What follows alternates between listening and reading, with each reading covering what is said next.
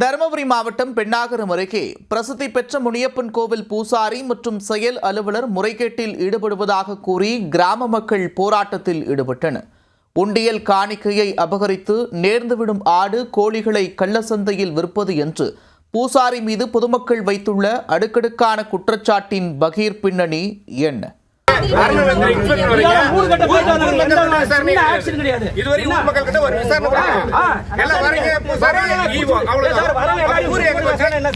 தருமபுரி மாவட்டம் பெண்ணாகரம் அருகே உள்ள அக்ரஹாரம் முனியப்பன் கோவில் இந்து சமய அறநிலைத்துறையின் கட்டுப்பாட்டில் உள்ளது.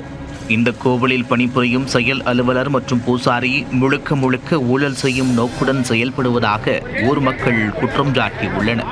கோவிலுக்கு வரும் பக்தர்களிடம் மிரட்டும் தொனியில் பேசுவதாகவும் உண்டியலில் பணம் போடுவதை தடுத்து காணிக்கையாக பெற்று வருகிறார்கள் என்றும் பூசாரி மீது குற்றம் சாட்டியுள்ளனர். காணிக்கை பணத்தை வசூலித்து போட கோவில் மூலஸ்தான பகுதியில் பீரோ வைத்துள்ளதாகவும் கூறப்படும் நிலையில் அந்த பீரோவில் மது பாட்டில்களை பதுக்கி வைத்து கோவிலில் வைத்து மது அருந்தி வந்ததாகவும் குற்றம் சாட்டியுள்ளனர்.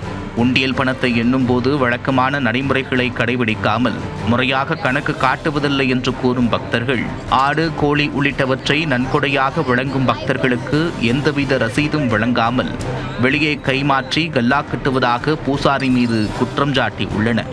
கோவில் முன்பு ஆறு போல ஓடும் சாக்கடை நீரை வாய்க்கால் மூலம் முறைப்படுத்த பொதுமக்கள் கோரிக்கை விடுத்துள்ளனர்.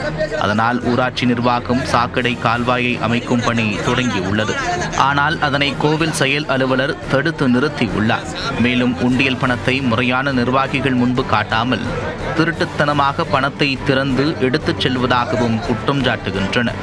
திருக்கோவில் பகுதியில் சிசிடிவி கேமரா அமைக்க வேண்டும் என்றும் அதற்கான செலவுகளை ஊர் பொதுமக்களை தருகிறோம் என்று கோரிக்கை விடுத்தும் அதை செயல்படுத்தவில்லை என்றும் கூறுகின்றனர்.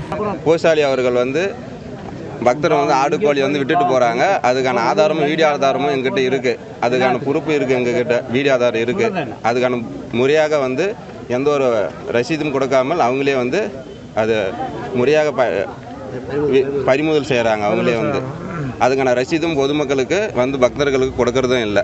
200க்கும் மேற்பட்ட மக்கள் போராட்டத்தில் இறங்க பெண்ணாகரம் டிஎஸ்பி தலையிட்டு பேச்சுவார்த்தை நடத்தினார். மாவட்ட ஆட்சியரின் கவனத்திற்கு கொண்டு சென்று விரைவில் உரிய தீர்வு காணப்படும் என்று உறுதியளித்ததை தொடர்ந்து கிராம மக்கள் போராட்டத்தை கைவிட்டு கலைந்து சென்றனர்.